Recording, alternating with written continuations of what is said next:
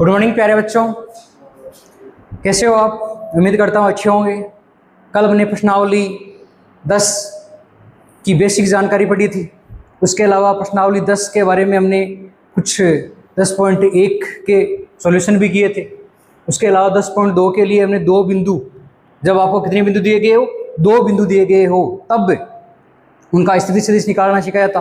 एक बिंदु के लिए स्थिति सदिश निकालना सिखाया था। अब आगे चलते हैं कि खंड सूत्र सेक्शन फॉर्मूला क्या है, कब काम में आता है। जैसे मान लीजिए आपको एक रेखा दी गई है पी और क्यू। जब आपको क्या दी गई है, एक रेखा पी और क्यू रेखा दी गई है। अब इसको आर एक सदिश है, वह क्या कर रहा है, विभाजित कर रहा है। किस अनुपात में कर रहा है? एम अनुपात एन में विभाजित कर रहा है। हमें पता है कोई भी बिंदु हो उसका स्थिति सदिश किससे देखते हैं? मूल बिंदु से। इसको क्या माने? मूल बिंदु। मूल बिंदु ओ से पी का स्थिति सदिश मान लिया, पी का स्थिति सदिश मान लिया तो हमने क्या लिख दिया? ए वेक्टर। यहाँ पर निर्देशांक आपको दे देगा, जैसे मान लीजिए 1, 2 और -1 ये दे दिया। तो ओपी वेक्टर क्या होगा?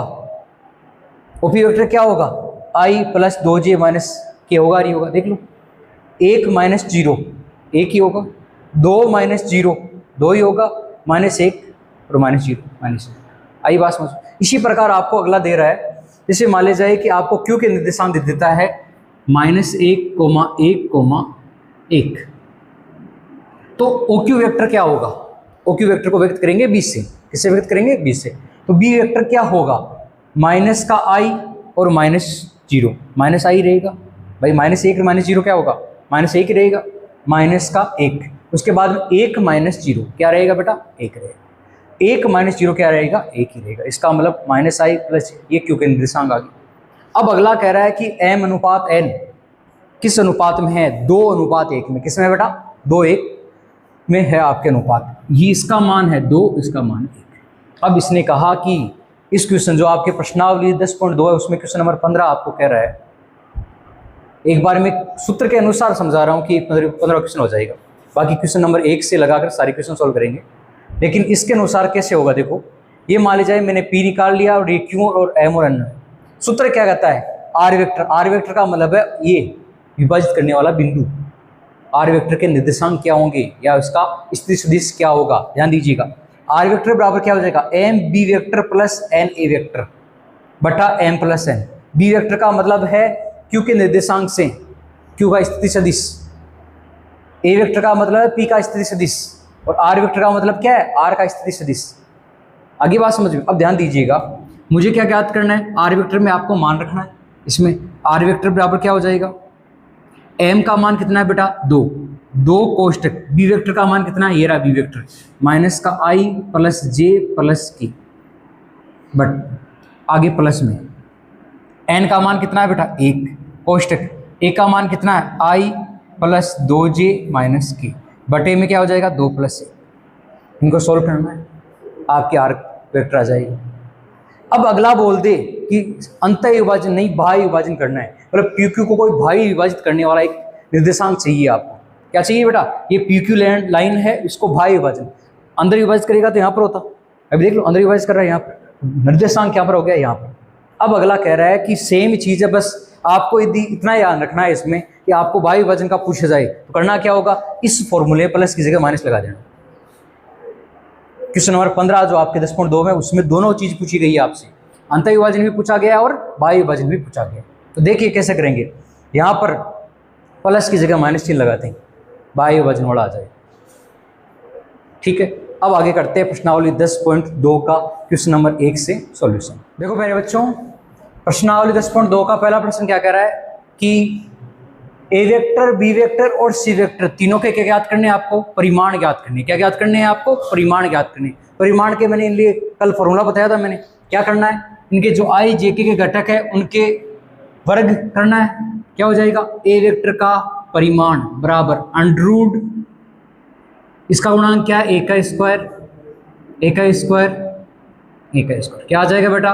1 + 1 + 1 अर्थात √3। ए वेक्टर का परिमाण क्या आ गया आपके पास? √3। That's all. अगला आपके पास है बी वेक्टर। बी वेक्टर का परिमाण क्या हो जाएगा बेटा? √ में 2 का स्क्वायर 4, 7 का स्क्वायर। अब आप कहोगे सर -7 है, तो स्क्वायर करेंगे क्या आ जाएगा? प्लस का होगा 49 प्लस 3 का स्क्वायर क्या हो जाएगा, जोड़ो देखे कितना आ रहा है, बोलो। इतना टाइम लग रहा है आप लोग, कितना आ रहा है बताओ, बोलो। ध्यान दीजिए, 2i minus 7j minus 3k, 2 का वर्ग क्या हो गया 4, माइनस 7 का वर्ग हो गया 49, 3 का वर्ग ऐड करेंगे कितना आ गया 62। ठीक है, अंडरवुड का वहां से ये आ गया आपके पास में बी वेक्टर। अगला आपके पास में सी वेक्टर।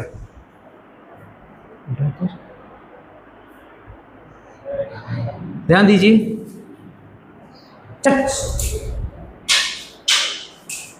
हाँ अगला है सी वेक्टर। ध्यान दीजिए, बी वेक्टर हमने ज्ञात कर लिया, अगला सी वेक्टर।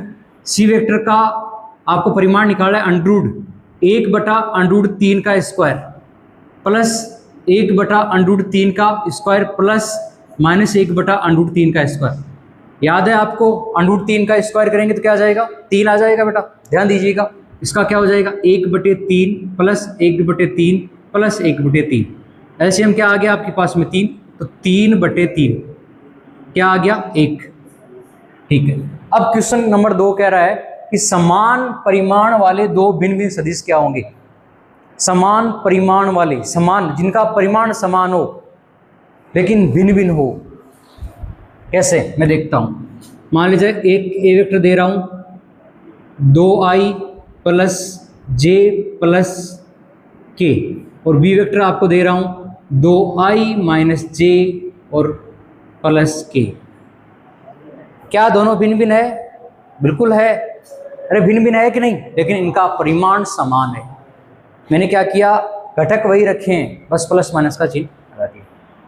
तो देखिएगा इसका परिमाण क्या हो जाएगा, अंडरूट में 2 का स्क्वायर 4, 1 प्लस 1 कितना आ गया अंडरूट का 6, कितना आ गया बेटा अंडरूट 6। इसी प्रकार इसका भी बी वेक्टर का परिमाण भी क्या आ जाएगा 2 का स्क्वायर 4, 1 प्लस 1 अंडरूट का 6। बताओ परिमाण समान है कि नहीं। आप कोई सा एग्जाम्पल ले सकते हो अपनी इच्छा से, बस एक में चिन्ह सेम रखना, एक में अलग रख देना। ठीक है, समान दिशा, दिशा समान है मतलब चिन्ह सेम है, दिशा समान लेकिन भिन्न भिन्न सदिश। दिशा समान मैंने लिख दिया i प्लस जे प्लस के, ये ए वेक्टर आपके पास में आ गया। बी वेक्टर मैंने लिख दिया 2i plus 2j plus 2k, परिमाण अलग अलग हो गया, दिशा सेम ही है। आगे बात समझ में, तो परिमाण क्या हो गया अलग अलग हो गया। इसका मतलब समान दिशा के दो भिन्न भिन्न सदिश आ गए।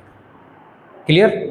ठीक है, आगे देखिए, यह कह रहा है कि ये सदिश और ये सदिश समान है। समान सदिश की परिभाषा कहा कहती मैंने, उसके घटक बराबर होंगे, है कि नहीं। तो तुलना कर लो, बस सीधी बात है। अक्ष का मान क्या आ गया आपके पास में 2, y का मान आ गया 3, ये पूछा गया था आगे, इतना आसान। अगला प्रश्न कह रहा है इन दोनों को के सदिश और अदिश घटक ज्ञात कीजिए। इन दोनों को मिलाने वाली एक स्थिति सदिश, कल हमने चर्चा की थी इसके बारे में। स्थिति सदिश कैसे ज्ञात करते हैं, याद कीजिए। x2 माइनस x1, भाई मैं ज्ञात कर लेता हूँ। मान लीजिए ये a बिंदु है, ये b बिंदु है, मुझे ज्ञात करना है ए बी वेक्टर। क्या हो जाएगा -5 -2 i, फिर प्लस 7 -1 j। अब k वाला नहीं है तो कोई फर्क नहीं पड़ेगा, है नहीं तो नहीं है, कहाँ से लेकर आएंगे, माइनस का 7i प्लस का 6j। अब ध्यान दीजिएगा, सदिश घटक कौन से, अदिश घटक का मतलब है i और j के जो गुणांक होंगे वह क्या कहलाएंगे अदिश घटक। अदिश घटक में आ गया -7,6। क्लियर? सदिश घटक में ये पूरा आ गया, सदिश घटक में ये आ गया आंसर पूरा, माइनस का 7i प्लस 6, ये आंसर हो गया बेटा क्वेश्चन नंबर 5 का। आगे करते हैं क्वेश्चन नंबर 6। देखो प्यारे बच्चों, क्वेश्चन नंबर 6 में कह रहा है आपको 3 वेक्टर दिए गए हैं, ए वेक्टर, बी वेक्टर और सी वेक्टर। तीनों वेक्टर दिए गए हैं, आपको करना क्या है, तीनों का योग करना है। सीधी बात है, आई वाले में आई वाले को जोड़ लो, जे वाले में जे वाले को जोड़ दो और के वाले में के वाले को जोड़ लो, बस सिंपल है। आपको तीनों को जोड़ करना है, अर्थात A vector plus B vector plus C vector, जो आप जोड़ते हैं वही चीज, i माइनस 2j और यहाँ पर j, देखिए i माइनस 2i और प्लस i, i और i मिलके क्या हो गया 2i, 2i माइनस 2i 0, क्या हो जाएगा 0i। क्लियर। अगला माइनस का 2j प्लस का 4j माइनस का 6j, 6 और 2 8, माइनस का 8j और प्लस का 4 है, क्या आ जाएगा माइनस का 4j। क्लियर। यहाँ पर k plus 5k minus 7k, 5 और 1 कितना हो गया 6k, 6 में से माइनस का 7 माइनस का k, आपके आंसर आ गया यही। जीरो वाले को लिख नहीं रहा है, माइनस का 4j माइनस k, ये आंसर। अब कह रहा है क्वेश्चन नंबर 7, कह रहा है कि एक आपको मैं सदिश दे रहा हूं, उसके अनुदिश मात्रक सदिश ज्ञात कीजिए। कल हमने वीडियो में देखा था, कल हमने क्लास में चर्चा की थी, क्या की थी कि मात्रक सदिश क्या होता है, इकाई सदिश क्या होता है, बताइए। जिसका परिमाण एक हो, सूत्र क्या होता है। जैसे मान लीजिए एक केप ज्ञात करना है तो ए वेक्टर बटा एक का परिमाण।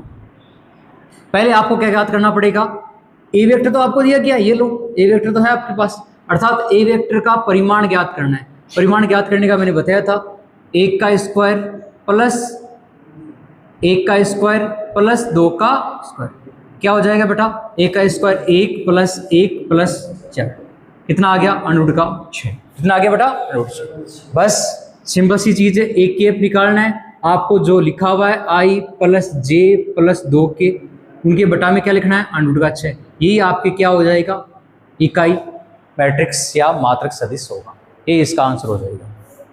ठीक है बेटा, ध्यान दीजिएगा। हाँ, अलग अलग भी लिख सकते हैं। किसी के मन में ख्याल आ रहा है कि सर अलग अलग नहीं लिख सकते, बिल्कुल लिख सकते हैं। यहाँ पर ऐसे लिख सकते हो i बटे √ का 6 प्लस j बटे √ का 6 प्लस 2 बटे √6, ऐसे भी लिख सकते हो, बात एक ही। अब कह रहा है p और q के अनुदिश मात्रक सदिश, मतलब पहले क्या दिया गया था बेटा आपको, पहले आपको केवल एक मैट्रिक्स एक आपको मात्रक सदिश दिया गया था। क्या दिया गया था, एक मात्रक सदिश दिया गया। अब क्या कह रहा है, 2 बिंदु दे रहा है आपको, तो पहले तो इनका स्थिति सदिश ज्ञात कीजिए। क्या ज्ञात कीजिए, पहले इनका स्थिति सदिश ज्ञात कीजिए। जैसे p और q आपको दिया गया, क्या ज्ञात करना होगा, पहले स्थिति सदिश ज्ञात करना होगा। कैसे ज्ञात करते हैं, q में से p घटाकर, अर्थात pq वेक्टर आपको ज्ञात करना है, होगा क्या oq vector minus op vector. q का स्थिति सदिश क्या हो जाएगा 4i plus 5j plus 6k, इसमें से किसको घटाना है बेटा, i plus 2j plus 3k।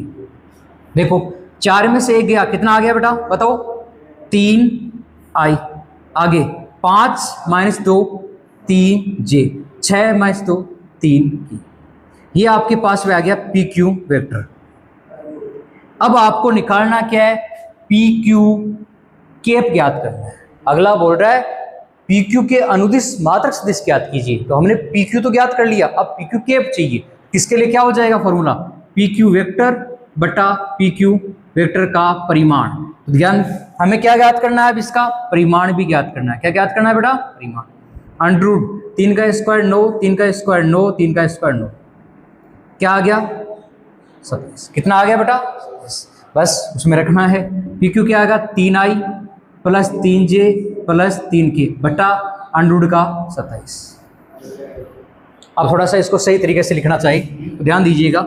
मैं लिख सकता हूँ pq केप बराबर 3 बटे 27, 27 को क्या लिख सकते हैं, ध्यान दीजिएगा 27 है, उसको लिख सकता हूँ मैं √ में 9 × 3, 9 का √ होता है तो 3 √ 3 होता है, नहीं होता बेटा, लिख सकते हैं। इसका मतलब सबके नीचे में क्या लगा दूँ, 3 √ 3i प्लस 3 बटे 3 √ 3j प्लस 3 बटे 3 √ 3k, 3 से 3 कैंसिल आउट, 3 से 3 कैंसिल आउट, 3 से 3 कैंसिल आउट, 1 बटे √ 3i प्लस 1 बटे √ 3j प्लस 1 बटे √ 3k, ये आपके पास में आ गया pq वेक्टर, अर्थात pq के अनुदिश मात्रक सदिश आ गया pq केप।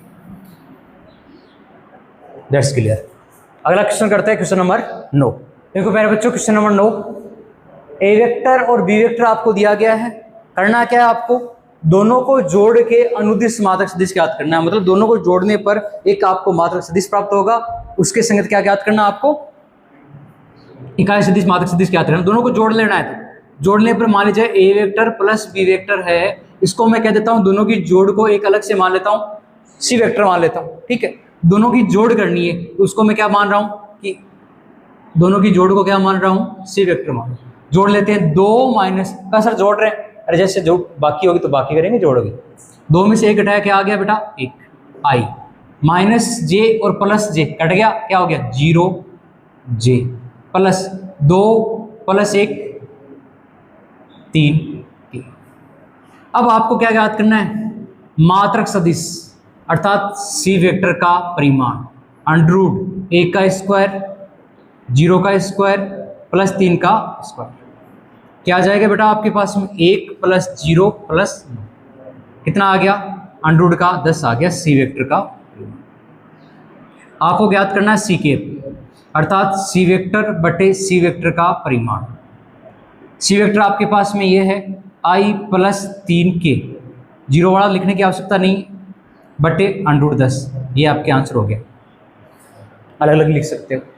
उसके बाद में क्वेश्चन कह रहा है, अब एक चीज ध्यान से तो देखिएगा, क्वेश्चन नंबर 10 में क्या कह रहा है, खास इंपॉर्टेंट चीज सुनिएगा कि 5i माइनस जे प्लस 2k के अनुदिश आपको मात्रक सदिश निकालना है।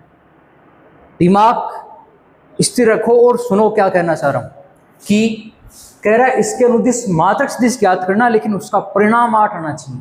हमें पता है मात्रक सदिश का परिणाम क्या होता है, 1। मात्रक सदिश का परिणाम क्या होता है, 1। इसका मतलब पहले तो ज्ञात कर लो मात्रक सदिश, उसको किससे गुणा कर लो, 8 से, तो उसका परिणाम क्या हो जाएगा 8। भाई ध्यान दीजिएगा, ये एक मेरे पास में एक सदिश मान लेता हूं मैं, ए वेक्टर है, इसका पहले क्या ज्ञात करना, ए केप ज्ञात करो बेटा। तो ए केप ज्ञात करने के लिए आपको ए वेक्टर का परिमाण चाहिए, अंडररूट 5 का स्क्वायर 25 प्लस माइनस 1 का स्क्वायर 1, 2 का स्क्वायर 4, कितना आ गया बेटा परिमाण 30, कितना आ गया बेटा 30। अब करना क्या आपको, एक केप निकालना है पहले तो, ए वेक्टर बटा ए का परिमाण 5i माइनस जे प्लस 2k बटा अंडररूट 30, यह आपके पास में आ गया ए केप। यदि इसका आप परिमाण निकालोगे तो क्या आएगा, 1 आएगा। लेकिन अगला बोल रहा है मुझे ऐसा मात्रक सदिश ज्ञात करके दिखाओ जिसका परिमाण क्या हो, 8 हो, मतलब तो 8 परिमाण वाला मात्रक सदिश,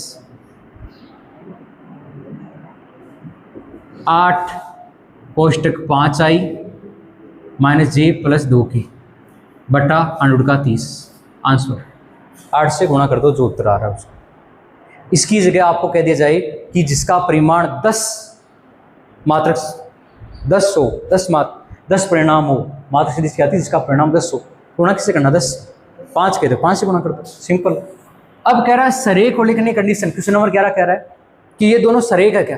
पहले तो आप इनको चेक करते हैं, इनमें से कुछ कॉमन आ रहा है क्या, देखो पहला तो है जैसे मैंने लिख दिया, ठीक है, इसमें से कुछ कॉमन आ रहा है, माइनस का 2 कॉमन आ रहा है, बच गया क्या 2i प्लस की जगह हो जाएगा माइनस का 3j प्लस 4k, माइनस का 2 का भाग लग दिया पूरे समीकरण में, क्या सेम ही दिख रहा है दोनों। इसको क्या मान लेते हैं ए वेक्टर, तो ये क्या हो जाएगा माइनस का 2 ए वेक्टर, अरे होगा नहीं होगा, ए वेक्टर और माइनस का 2 ए वेक्टर क्या होता है, सरेख होते हैं। सरेख का पता भी चल गया कि समांतर है कि नहीं, ये मतलब क्या ये और ये चीज़ सेम ही है, किसी अचर से गुणा किया हुआ है, बस अचर से गुणा किया हुआ है, अर्थात जो एक लाइन है वो हो सकता है कि या तो आगे बढ़ी हुई हो, आगे बात समझ में, एक लाइन है एक रेखा है वो क्या आगे बढ़ा दी गई, -2 गुणा कर दी गई है, घटत है कि नहीं, आगे बात समझ में।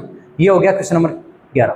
अब क्वेश्चन नंबर 12, मैंने कहा था ये आगे आपके दिक् अनुपात के बाद में दिक् कोसाइन ज्ञात करते हैं। क्या ज्ञात करते हैं बेटा, दिक् कोसाइन। प्रश्नावली 11 में भी 1 नंबर का क्वेश्चन आता है इससे, आगे बात समझ में। दिक् कोसाइन कैसे ज्ञात करते हैं, मैंने आपको अच्छे से समझाया। ऐसा एक केप ज्ञात करना है, आपके दिमाग में होना चाहिए कि दिक् कोसाइन पूछ रहा है, इसका मतलब जो आपको सदिश दिया गया है उसका क्या ज्ञात करना है बेटा, एक केप ज्ञात करना है। क्या ज्ञात करना है, एक केप ज्ञात करना है। इसका मतलब आपको जो मैंने माना ए वेक्टर दिया गया है, इसका एक केप निकालना है, उसके लिए परिमाण चाहिए अंडररूट 1 का स्क्वायर 1, 2 का स्क्वायर 4, 3 का स्क्वायर 9, 9 और कितना हो गया बेटा अंडररूट का 14। क्लियर, एक केप ज्ञात कर लो इसका, एक केप बराबर ए वेक्टर बटा ए का परिमाण आई प्लस 2j प्लस 3k बटा अंडूड का 14। अलग अलग भाग लगा दो। 1 बटा अंडूड का 14 आई प्लस 2 बटा अंडूड का 14 जे प्लस 3 बटा अंडूड का 14 के। ये हो गया आपके पास में दी कोसाइन। आगे एल का मान आ गया 1 बटा अंडूड 14, एम का मान आ गया आपके पास में 2 बटे अंडूड का 14 और एन का मान आ गया 3 बटे अंडूड का 14। यही होते हैं दी कोसाइन। आप क्लियर? अब बेटा कह रहा है कि दो बिंदुओं को मिलाने वाली एक रेखा बनाओ। पहले तो कोई बात नहीं, बना लेते हैं। यहां पर कर लेते हैं, ध्यान दीजिएगा। क्वेश्चन नंबर 13 में कह रहा है ए बी वेक्टर ज्ञात कर लो। पहले तो ए बी वेक्टर कैसे ज्ञात करेंगे? O B vector minus O ए वेक्टर। बताओ ओ बी वेक्टर ये है कि नहीं है? ध्यान दीजिएगा, -1 फिर -1 आई फिर प्लस में -2 और -2 जी। अरे घटाते हैं ना, वही चीज कर रहा हूं, घटाने वाली चीज लिख रहा हूं। प्लस 1 माइनस और माइनस हो गया +3, -2i -4j और +4k। ये आ गया आपके पास में ए बी वेक्टर। अब आपको ए बी वेक्टर का परिमाण निकालना है बेटा। अंडूट 2 का स्क्वायर हो गया 4, 4 का स्क्वायर 16, 4 का स्क्वायर 16, -4 का स्क्वायर भी 16, 16 और 16 32, 32 और 4 36। ए बी वेक्टर का परिमाण क्या हो जाएगा बेटा आपके पास में? अंडूट का 36। इसका मतलब ए बी वेक्टर का परिमाण आपके पास में क्या आ गया? 6 आ गया। अब ध्यान दीजिएगा, ए बी वेक्टर का आपको केप निकालना है, ए बी केप निकालना है। तो ए बी वेक्टर बटा ए बी का परिमाण, वेक्टर क्या है आपके पास? मेरा -2i -4j +4k बटे में क्या आएगा सबके? 6। यहाँ पर भी 6 और 6। तो देखो कट रहा है क्या? बिल्कुल, ये 3 बार -1/3 आई, यहाँ से कट गया ये 2 बार, ये 3 बार, -2/3 j प्लस ये कट गया 2 बार, ये 3 बार, +2/3 के। अर्थात L का मान आ गया आपके पास -1/3, M का मान आ गया -2/3 और N का मान आ गया 2/3। आगे बात समझ में क्लियर है? प्यारे बच्चों, क्वेश्चन नंबर 14 क्या कहना चाह रहा है? कह रहा है कि I + J + K, ठीक है, एक सदिश आपको दिया गया, वेक्टर आपको दिया गया। क्या पूछ रहा है आपको? कह रहा है कि O अक्ष के साथ, Y अक्ष के साथ और Z अक्ष के साथ बराबर कोण पर झुका हुआ है। इसका पता लगाने के लिए आपको दिमाग लगाइए कि जब भी कोण की बात करें, कोण किस में आता है? दिक् कोसाइन में। किस में आता है? दिक् कोसाइन में कोण की बारी बात चलती है। तो इसका मतलब मैं मान लेता हूं ए वेक्टर। तो ए वेक्टर का हमें क्या चाहिए? परिमाण चाहिए। अंडूट का क्या आ जाएगा? 1 + 1 + 1। 1 का परिमाण क्या आ गया आपके पास में? अंडूट 3 आ गया। आपको चाहिए एक केप। क्या चाहिए बेटा? एक केप। अर्थात ए वेक्टर बटा ए वेक्टर का परिमाण क्या आ जाएगा? I + J + K बटा अंडूट का क्या आ जाएगा? 3। अलग अलग लिख लो, 1/√3 I plus 1/√3 J plus 1/√3 K। अब ध्यान दीजिएगा, कोस अल्फा बराबर क्या आ गया? 1/√3, कोस बीटा बराबर क्या आ गया? 1/√3 और कोस गामा बराबर क्या आ गया? 1/√3। यही तो होते हैं LMN, कोसाइन नहीं होते। तो देख लीजिए कौन बराबर तो है कि नहीं? कोस अल्फा बराबर 1/√3, कोस बीटा बराबर 1/√3, कोस गामा बराबर 1/√3। यदि आप निकालना चाहोगे अल्फा बराबर क्या जाएगा? Cos inverse 1/√3। ये कोण भी सेम है। इसी प्रकार बीटा बराबर आ जाएगा कोस इनवर्स 1/√3। इसी प्रकार गामा बराबर क्या आ जाएगा? Cos inverse 1/√3। ये आपके आंसर है। अतः कह सकते हैं बराबर कोण पर झुके हुए। अगला क्वेश्चन 15वां क्वेश्चन मैंने अभी जो सूत्र लिखवाया था उसमें आपको समझाया था। क्वेश्चन 15 में P और Q आपको दिया गया था, अनुपात दिया गया था। आगे करते हैं क्वेश्चन नंबर 16। अब इसके लिए एक सूत्र है जो आप 10th क्लास में पढ़ गए हो कि मध्य बिंदु का। यदि आपको 2 बिंदु दे दिया जाए बेटा, अक्ष 1 y1 और z1, एक बिंदु ये है अक्ष 2 y2 और z2, एक बिंदु ये, आपको कह दिया जाए कि मध्य बिंदु ज्ञात कीजिए। क्या ज्ञात कीजिए? मध्य बिंदु ज्ञात कीजिए। बहुत आसान है। करना क्या होगा? अक्ष 1 प्लस अक्ष 2/2, y1 plus y2/2, z1 plus z2/2। Simple, यही चीज पूछा गया क्वेश्चन नंबर आपके 16 में। क्वेश्चन में दे रहा है आपको P का मान, यहां पर मैं P लिख देता हूं। P का मान आपको दे रहा है 2, 3 और 4, और Q का मान आपको दे रहा है बेटा 4, 1 और -2। ये 2 आपको दे रहा है। क्या ज्ञात करना है? मध्य बिंदु ज्ञात करना है। जोड़ लो बेटा, पी क्यू का मध्य बिंदु, ध्यान दीजिएगा 4 और 2 कितने हो गए 6, 6 का आधा कर दो 3, 3 और 1 कितना हो गया 4, 4 का आधा हो गया 2, 4 में से 2 हो गया 2, 2/2 1, ये मध्य बिंदु आंसर क्वेश्चन नंबर 16। आगे क्वेश्चन नंबर 17, जो त्रिभुज के शीर्ष दे रहा है आपको, देखो ए वेक्टर आपको दे रहा है 3i minus 4j minus 4k, B vector आपको दे रहा है 2i माइनस j प्लस के, और सी वेक्टर आपको दे रहा है बेटा i minus 3j minus 5k। अब ध्यान दीजिएगा, कह रहा है समकोण त्रिभुज के शीर्षों का निर्माण करते हैं, तो ए बी और सी जिनके स्थिति सीधी सी दिए गए हैं, क्या ये समकोण त्रिभुज है? एक चीज का ध्यान रखना है आपको कि मैं इसको त्रिभुज बना रहा हूं बेटा, ये एक के निर्देशांक हो गए, मैंने चलो ऊपर लिख दिया, तो ये वाला तो यहीं पर है, काम हो गया। बी वाले बी के निर्देशांक यहाँ पर बी है, इसका मतलब 2i माइनस जे प्लस के। सी वेक्टर आपको ये लिख दिया मैंने i माइनस 3j और माइनस का 5k।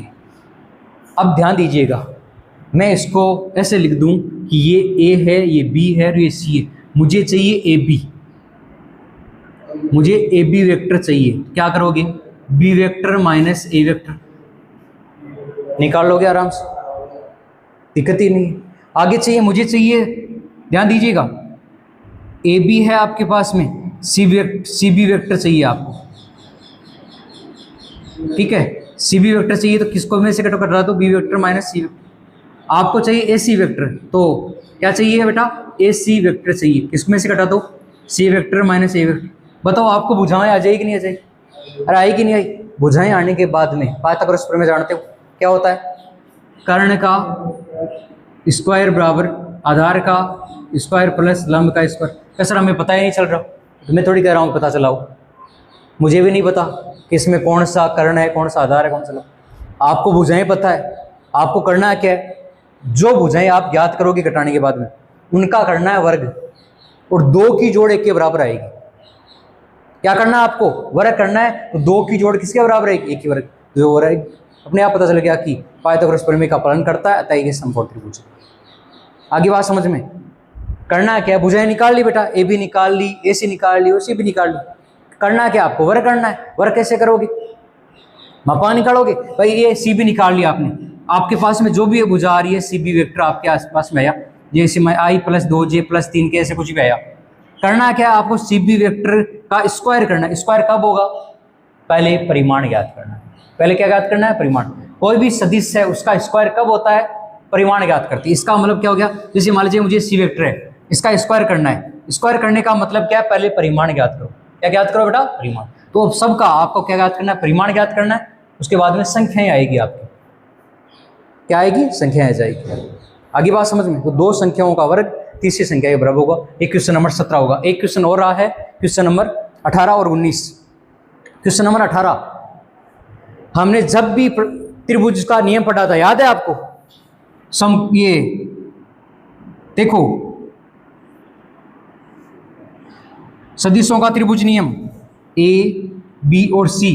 क्वेश्चन नंबर 18, ए से बी की तरफ, बी से सी की तरफ और ए से सी की तरफ। याद कीजिए, ये क्या होगा, ए सी वेक्टर किसके बराबर होगा, A B vector plus B C vector की जोड़ के बराबर। किसके बराबर होगा, देख लो, ए से बी की तरफ जा रहा है, बी से सी की तरफ, इन दोनों की जोड़ किसके बराबर, इसके तरफ। अब आपको करना क्या, पक्षांतर के बीच।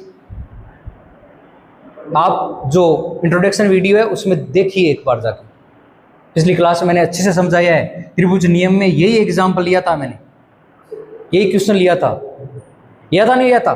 जैसे देखिए इसमें पहला क्या करा है, A B plus B C plus C A. अब देखिए ए सी है, चाहे इसको इधर लिख दो, चलो बराबर में ए सी लिख दिया, ए सी वेक्टर। यदि मैं इसको इधर ले रहा हूं, ध्यान दीजिएगा, A B vector plus B C vector, ये इधर आते क्या हो जाएगा, माइनस का ए सी वेक्टर होगा, नहीं होगा। माइनस का चिन्ह हटाने के लिए क्या करेगा, सी ए लिखेगा, इसको यहां पर प्लस का करके ये हो गया सी ए वेक्टर। ये तो सत्य हुआ कि नहीं हुआ। क्वेश्चन 18 तक कर चुके हम। अगला क्वेश्चन, क्वेश्चन नंबर 19 कह रहा है ए और बी वेक्टर 2 सरीख सदिश है, तो निम्न में से कौन सा कथन सत्य नहीं है। सही नहीं पूछ रहा है तो हम एक काम कर लेते हैं, कोई झूठ बोल रहा है उसको पकड़ने के लिए क्या करेंगे, पहले ये चेक कर लेंगे कि कौन कौन सच बोल रहा है, अपने आप पता चल जाएगा झूठ कौन बोल रहा है। पहला देखिए, बी वेक्टर बराबर लेमडा ए वेक्टर दे रहा है आपको, क्या दे रहा है, बी वेक्टर बराबर लेमडा ए वेक्टर आपको दे रहा है, दे रहा नहीं दे रहा। करना क्या होगा, मैंने क्वेश्चन नंबर 11 में ये चीज समझाई थी कि किसी अचर संख्या से गुणा करते हैं, अदिश का मतलब अचर, अदिश से किसी संख्या गुणा करके बराबर है, इसका मतलब क्या हो गया है, वो सरेख है। अब यदि मैं ऐसे कह दूं ए वेक्टर बराबर प्लस माइनस बी वेक्टर, इसका मतलब क्या है, प्लस का चिन्ह लगा रहा है या माइनस का चिन्ह लगा रहा है, दिशा विपरीत है लेकिन है तो बराबरी में, दिशा विपरीत है लेकिन है तो बराबरी कह रहा है ना, इसका मतलब क्या हो गया, ये सरीख हो गया। इसी चीज की मतलब इधर दिशा इधर, ये भी क्या हो गया, सरीख हो गया। तो ये सत्य हुआ कि नहीं हुआ, ठीक है। अगला कह रहा है सी, ए और बी के क्रमागत घटक समानुपाती नहीं है, समानुपाती होते हैं, याद करो। अरे हमने ए वेक्टर दिया था क्वेश्चन नंबर 11 में, क्या कह रहा है, 2i minus 3j plus 4k, नीचे है माइनस का 4i प्लस का 6j माइनस 8k, समानुपाती का मतलब है समान अनुपात। सरेख की पहली कंडीशन यही है, समान अनुपात में। आपको इस प्रश्नावली में क्वेश्चन पूछ लिए तो आप सीधा दर्शा दो उनको कि समान अनुपात में, उस प्रकार से नहीं करके इस क्वेश्चन नंबर 11 को ऐसे भी कर सकते हो, 2 बटे माइनस का 4 माइनस का 3 बटे 6 और 4 बटे माइनस 8, देखो कट रहा है 1 बटे 2 माइनस का, यहाँ पर भी माइनस का 1 बटे 2, यहाँ पर भी माइनस का 1 बटे 2, क्या बराबर है कि नहीं है, अरे है ना समानुपात में, अर्थात समानुपात में है तो क्या होगा, सरीख होगा, ठीक है। अचर से गुणा है तो भी क्या होगा, सरीख होगा। लेकिन कह रहा है समानुपाती नहीं होते हैं, हमारे तो क्या आ रहा था, समानुपाती, और देखो हमारे आ रहा है समानुपाती, सरीख के लिए तो समानुपाती होते हैं, जबकि ये बोल रहा है समानुपाती नहीं होते, झूठ बोल रहा है ना, लाइक ये असत्य हो गया, ठीक है। अगला प्रश्न, दो सदिश ए बी की दिशा समान है परंतु परिमाण भिन्न भिन्न है, क्या दिशा समान हो परिमाण भिन्न भिन्न हो तो सरीख हो सकते हैं, बिल्कुल हो सकते हैं।